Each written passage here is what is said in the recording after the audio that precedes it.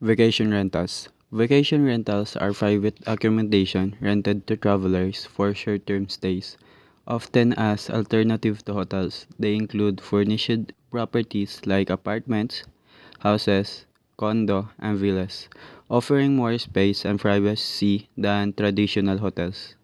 Types of vacation rentals. One is condos.